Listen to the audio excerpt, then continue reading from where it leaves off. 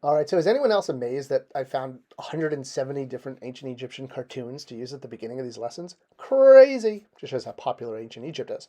All right, so where we left off last week, we were talking about the future tense and how doubling verbs tend to be your best clue that you're in the future tense, since, well, the future tense looks a lot like the present tense. And we also talked about the relative tense, which is the what, since there's no word what in Egypt, and how relative tense has its own future tense, which is actually called the syzygy.fy form. We're going to talk more about that in lessons to come.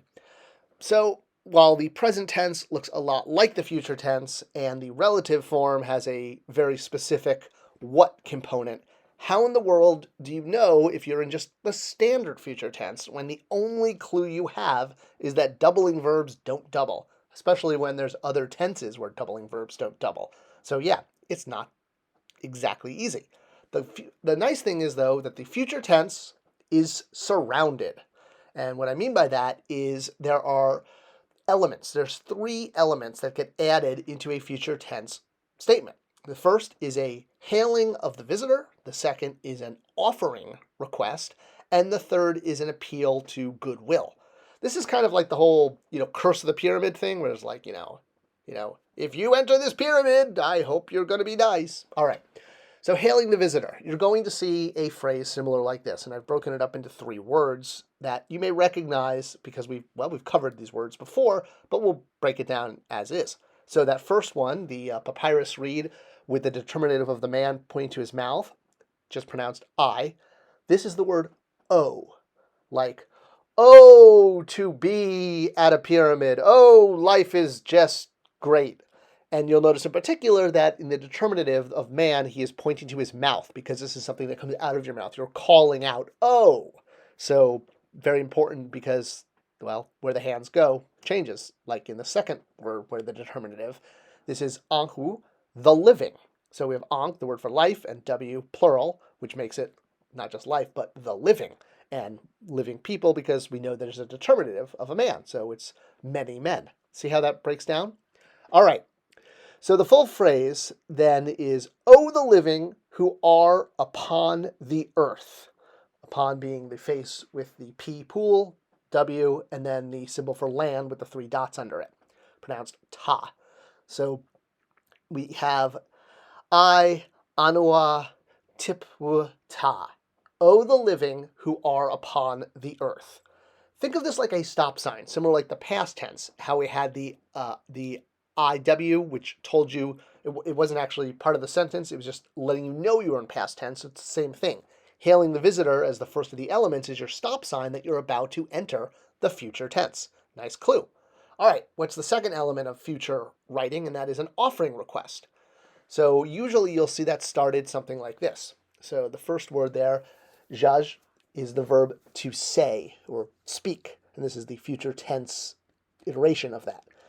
And then that second one, that is just your dependent pronoun. In this case, I've used the plural you dependent pronoun, but it could be any dependent pronoun. And we're going to revisit the independent and dependent pronouns in a few lessons. So not to worry if those aren't at the top of your head.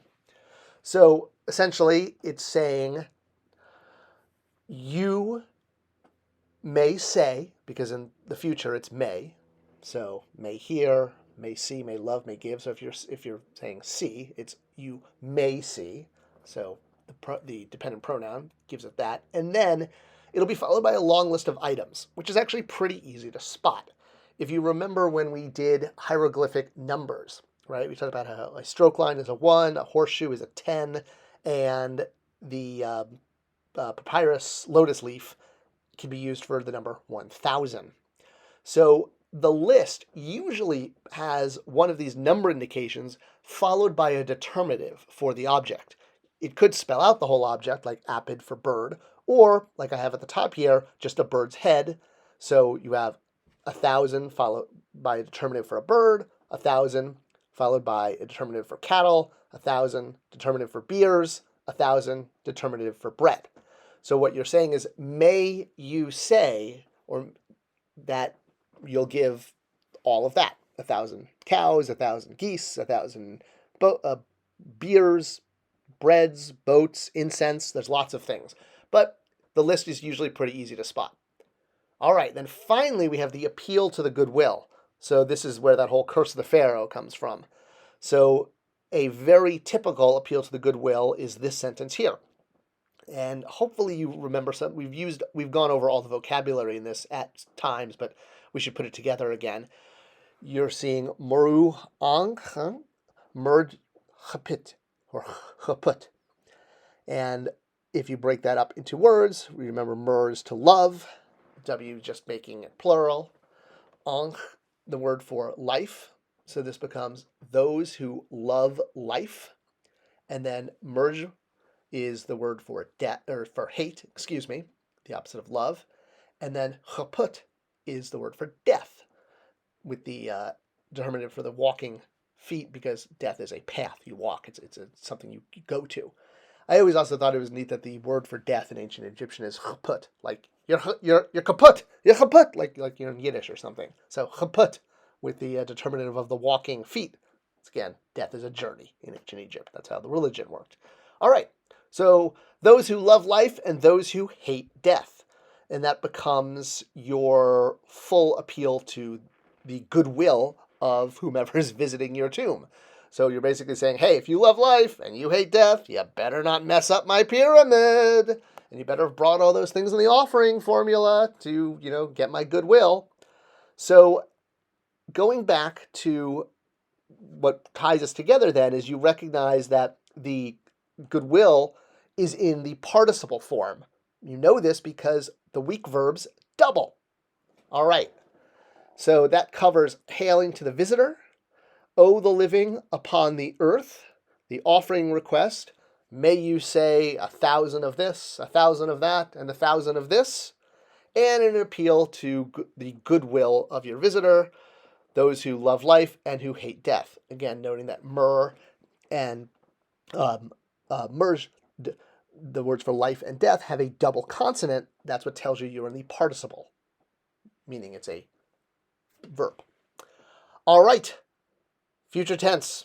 So doubling verbs, there's your key, but you'll be surrounded by all of those different phrases, which is what's going to help jog your memory. Log your memory? You can't log a memory, can you? I guess you can, but jog your memory that you are in the future. All right, we got a lot more to go, but I hope you're having fun. Hope you're enjoying this. Let me know any thoughts, questions, comments below in the comments section. As always, like and share this video. It's the best way to support the channel, and I thank you so much for being part of the class. I'll see you next week for more doodling with purpose.